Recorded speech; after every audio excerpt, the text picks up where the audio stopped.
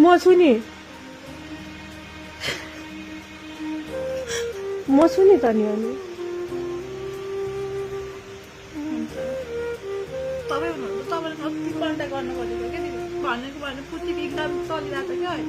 नानीको कति पैसा लाग्छ भन त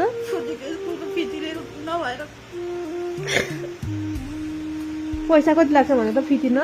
म तिर्ने तपाईँको छोरी ए कति क्लास नानी तिमी 2 मा मम्मीलाई के भएको थाहा छ गोली लागेको कहिले लागेको नि हजुर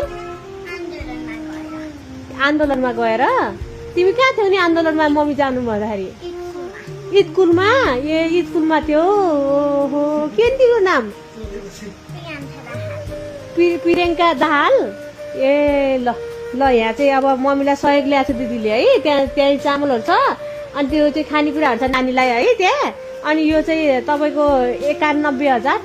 91,000 होइन 1 लाखलाई 10,000 कम भयो होइन अब हामीले बाँड्दा म दिन त 1 लाख दिन मन लागेको 10,000 कम भयो 90,000 रुपियाँ छ 91,000 पैसा छ अझै बढी होला मेरो विचारमा पुरै राम्रोसँग गनेको छैन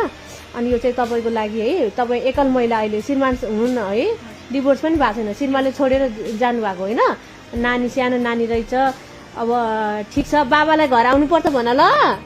ल बाबासँग कुरा हुन्छ ए ल ल ल बाबालाई चाहिँ भेटाउनु ल उसको उसलाई अनि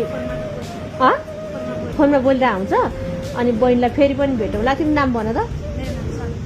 शर्मिला समिता कार्की ल बहिनीको मैले चाहिँ त्यो नम्बर पनि राखिदिन्छु फेसबुकमा अरू सहयोग गर्ने आउनुहुन्छ है त बहिनी ल हामी अरू ठाउँमा जानुपर्छ केटी है ल है त ल हस् ल